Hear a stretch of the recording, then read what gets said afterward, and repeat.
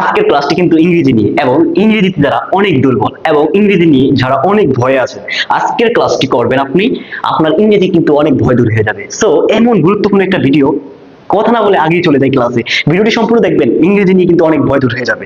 একটি ক্লাসে ইংরেজির ভয় কিন্তু অনেক দূর হয়ে যাবে। সো দেখো, সময় নষ্ট না করে আমরা ক্লাসে চলে যাচ্ছি। দেখো, প্রথমে দেখো সাবজেক্ট। সাবজেক্ট এইগুলো হলো আমার সাবজেক্ট, আমি কিন্তু ধরে ধরে সুন্দর করে বুঝাবো। Subject এমিজার, ওয়াজার, auxiliary verb.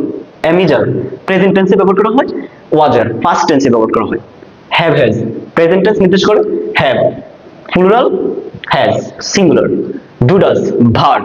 প্লুরাল হলে সাবজেক্ট, প্লুরাল হলে ডু ডুই থেকে যাবে।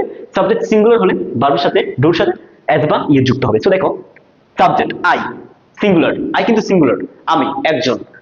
ইউ আমরা, অনেকজন, অনেকজন। এখানে কি একজন বোঝাচ্ছে নাকি অনেকজন বোঝাচ্ছে? অনেকজন। তো কি প্লুরাল। ইউ সিঙ্গুলার হয়, প্লুরালও কিন্তু হয়।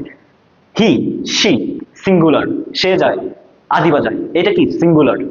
দে তারা, একজন নাকি অনেকজন? তারা, তারা কি একজন বলছি নাকি অনেকজন? প্লুরাল। কোনো কিছু একের অধিক যখন বোঝাবে সেটাই কিন্তু প্লুরাল হয়ে যায়। ঠিক আছে। নাম, নামকে এখানে অনেক নাম বলা হয়েছে। এখানে বলা হয়েছে যে নাম, নাম হতে পারে মাহবুব, নাম হতে পারে তিশান, নাম হতে পারে বিভিন্ন নাম, কিন্তু করিম, রহিম। So singular. ঠিক আছে। আমরা দেখলাম যে সিঙ্গুলার ভার্ব কোনটা, প্লুরাল ভার্ব কোনটা।